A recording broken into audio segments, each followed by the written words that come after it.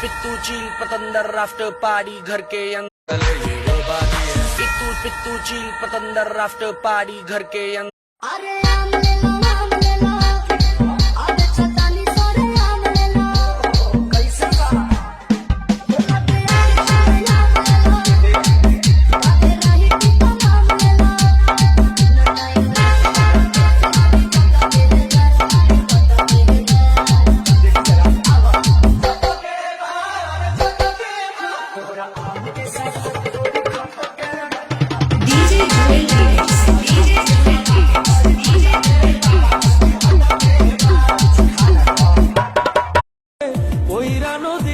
নদীর এপার ভাঙে ওপার করে